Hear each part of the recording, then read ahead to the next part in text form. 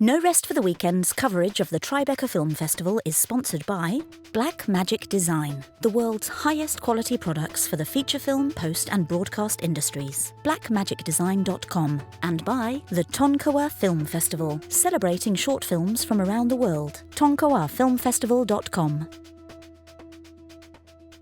Hi, everybody. Aaron McClanahan from No Rest for the Weekend. I'm here with Julie Seabaugh, producer and originator of the film Are We Good? Mark Maron. Tell me how you originated this story.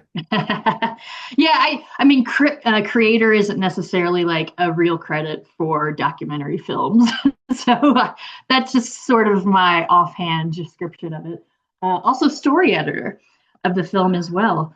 Those three duties were mine through the whole thing, which is about 4 years now altogether.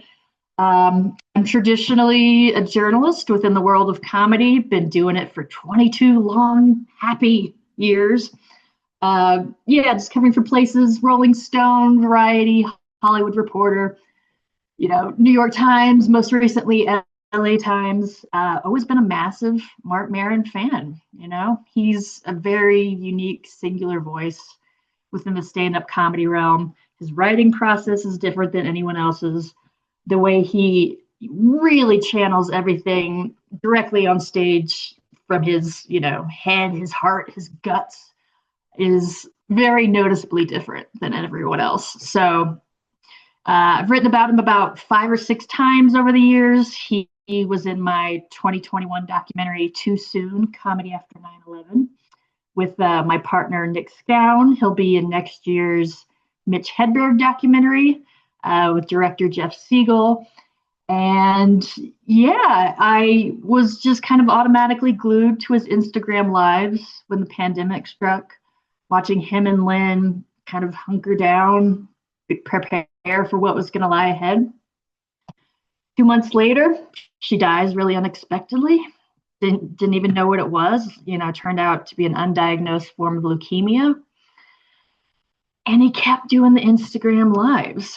Between those and his podcast episode, Remembering Her, and kind of how they first met on WTF, was just a really beautiful, heartbreaking, galvanizing, dramatic, emotional thing to watch. I've never seen a comedian put out content like that before.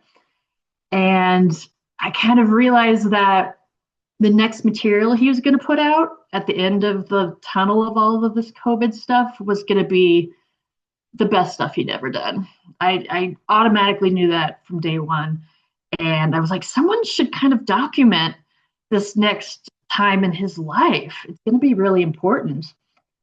And I started thinking about it more and more and going through his life story and kind of thinking about how he reached the point he was at and how he was now a different person because of Lynn.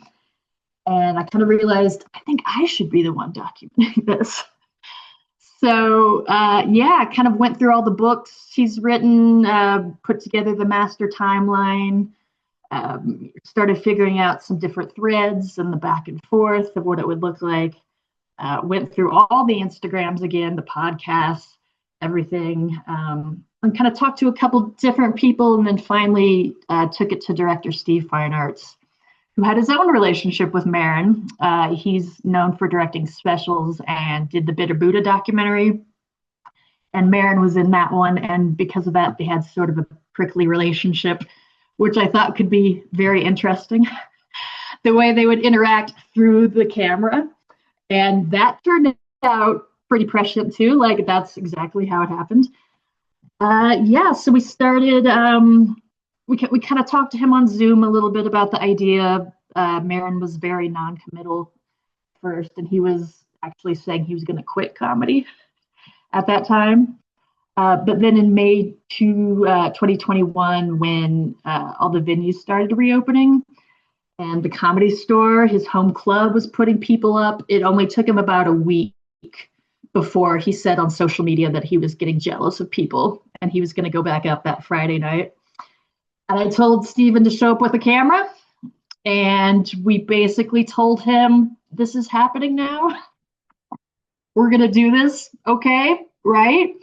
Yeah, and I just think kind of that way of being fly on the wall, verite, just following him through that process for a couple years was just very, no holds barred, very, very him in a lot of ways. He definitely had to trust us in a lot of ways.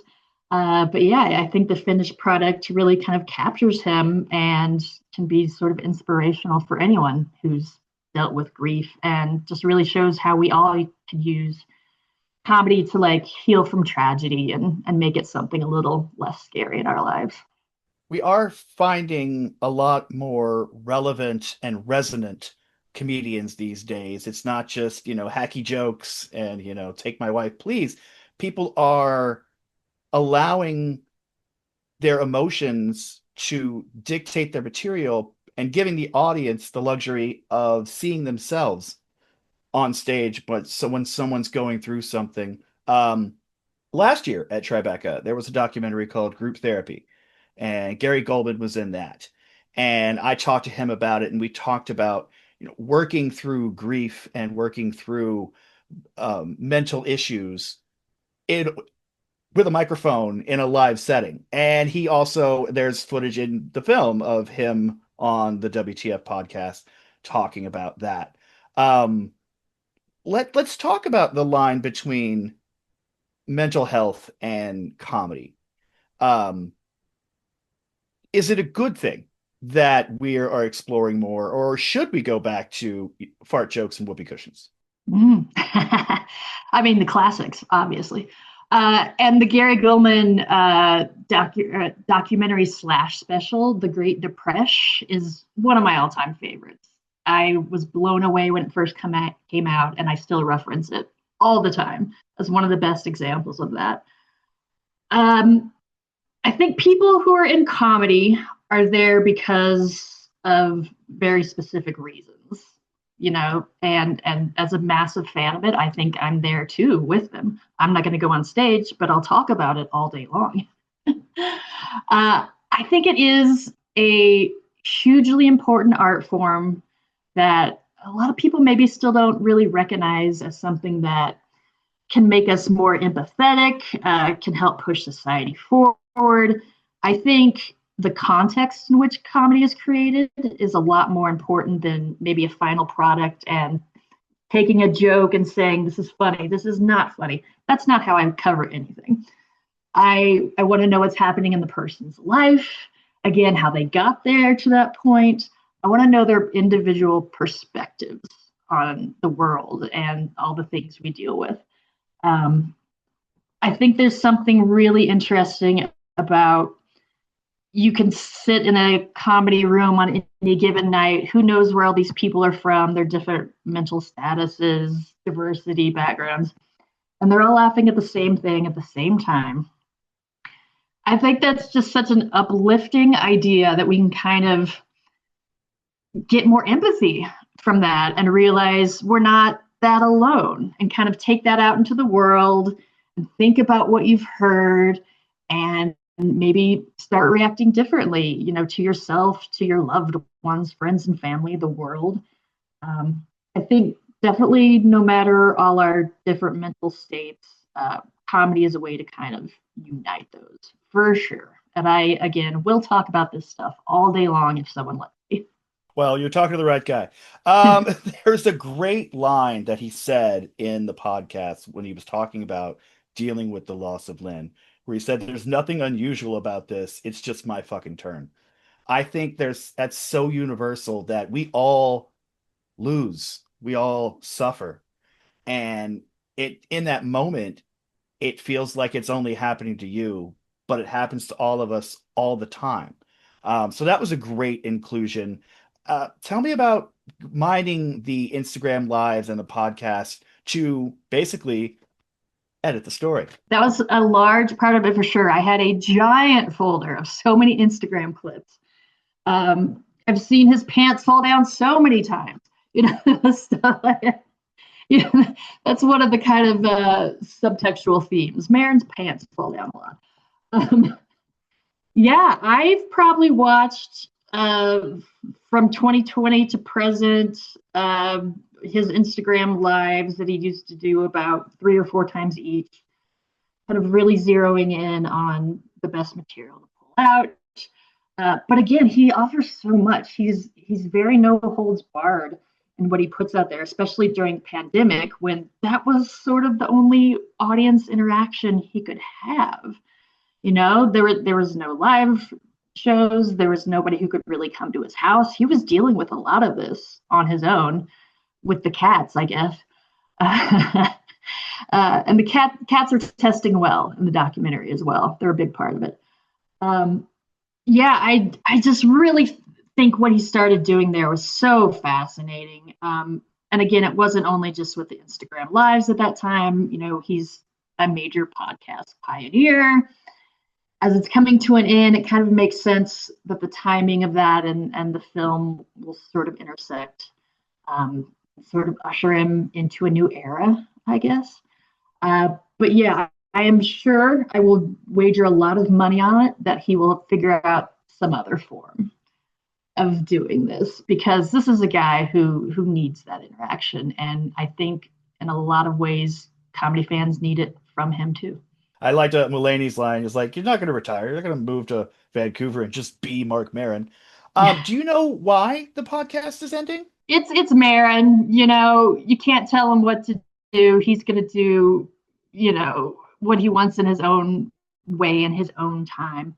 We talked about it a little bit at the Comedy Store the other night, ran into him. And, it was kind of an accurate description that he put out there of the burnout. And it's just time. We're doing a podcast right now, basically, because of his influence. You can see it everywhere. So it's not like he's necessarily disappearing from it altogether. He's still going to be a major podcast influence. But again, I'm very curious to see what will be next for him. For sure. You've been studying comedy for years, documenting. You've talked to all the greats. Mark's not going to see this. Who is your favorite comic of all time? The second I discovered comedy initially, Hedberg was automatically right there at the top. We even had the same birthday, it turns out, not the year, but the date. His stuff was just so evergreen, just brilliantly simple, but effectively, just reaches across generations. It's not stuck in a certain time. And his material continues to sell these even now. Like Mitch Altogether went gold just a couple of years ago. So I know a lot of people tried to do different Hedberg projects over the years. Myself and the team working on that are really glad that we'll finally get that happening, and maybe a couple other projects in the works. But yeah, if anyone out there possibly does not know about Mitch Hedberg, definitely check him out. He'll change your life. Not only joke wise, but just the mental and emotional aspects that are kind of found in his comedy. It's unlike anyone else, and that's the best kind of comedy of all. This is the BTRP Media Network.